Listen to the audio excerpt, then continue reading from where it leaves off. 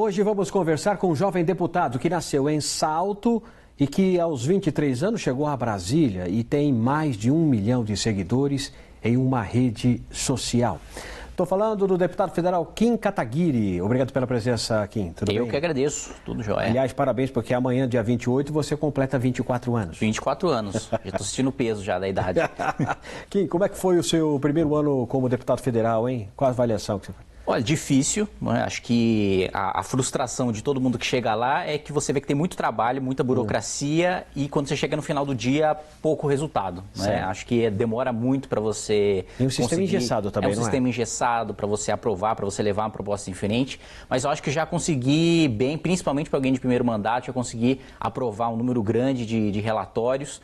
Uma das principais conquistas, acho que foi aprovar a emenda que barrou o aumento do fundo eleitoral. Né? Eu, pessoalmente, sou contra o financiamento público de campanha. Acho que o político tem que se virar para financiar a sua campanha, o partido tem que se virar para financiar as suas atividades. E estava se tentando aprovar um aumento ali de 3,5 bilhões de reais para o fundo eleitoral, no momento em que a gente está em crise ainda, né? Apesar da retomada econômica ainda, a gente está cortando em várias áreas. No orçamento do ano passado a gente cortou de vários setores estratégicos e não fazia sentido ajuste fiscal para todo mundo, menos para a classe política. Né?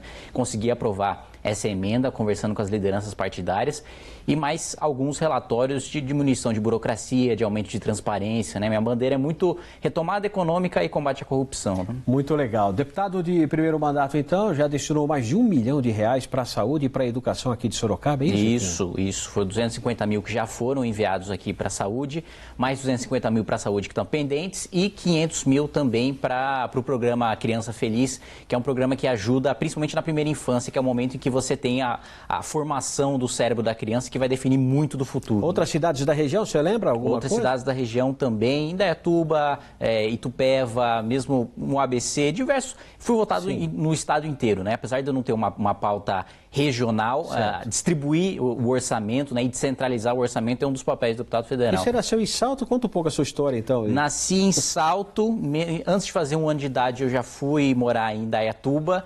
E aí, aos 14 anos de idade, eu saí de casa porque eu fui estudar programação no Colégio Técnico da Unicamp de Limeira. Né? E aí, aos 17, eu comecei a me interessar por política, comecei a fazer vídeos para o YouTube com críticas ao governo do PT da época, né? Era o primeiro mandato do governo Dilma, e fui me envolvendo mais, conhecendo as pessoas que eu tinha conversado pela internet, formando um movimento, até que a gente formou o Movimento Brasil Livre, que, aliás, no ano passado a gente lançou um documentário nosso, chegou aí a ficar no quarto mais assistido do iTunes, e um livro também contando a trajetória do Movimento Brasil Livre, que conduziu, né, muito do processo do impeachment, as manifestações de 2015, 2016, e daí acho que de tanto a gente criticar o governo, a gente se sentiu na responsabilidade de ter candidatos, de efetivamente disputar a eleição para oferecer uma alternativa. Né? E o deputado, então, é fundador e coordenador do Movimento Brasil Livre, o MBL, o movimento, então, que desempenhou papel-chave no impeachment da ex-presidente Dilma Rousseff. Qual a avaliação que o senhor faz, então,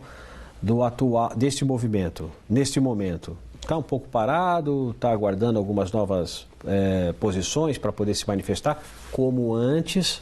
Não, acho que a atuação do movimento agora, né, a atuação política não se dá só em manifestação. Né? Acho que agora a gente está num momento de construção, né, de efetivamente promover reformas para o país, né, de levar em frente a retomada do crescimento econômico, de combater retrocessos. E o Movimento Brasil Livre agora tem se posicionado muito em relação à responsabilidade do gasto com o dinheiro público, ao combate aos privilégios. Né? Então, eu pessoalmente, né, acho que aliás, tem muitos deputados que falam, mas você tem uma postura populista porque você abre mão de carro, abre mão de apartamento, de motorista, de segurança, de cotão, mas isso aí não tem impacto no orçamento, né? Isso aí é pouco para o quanto a gente gasta de dinheiro público. Mas é mais uma questão de exemplo, de postura, né, para mostrar que eu falo contra os privilégios, mas ao mesmo tempo eu abro mão dos meus, né? Em primeiro lugar, eu aponto o dedo para o Judiciário, para o Ministério Público, que tem o super salário, que você tem juiz aí sacando, acho que no mês passado mesmo teve um contra-cheque de um desembargador do TJ de Minas Gerais de 1,2 milhão de reais, né, num mês.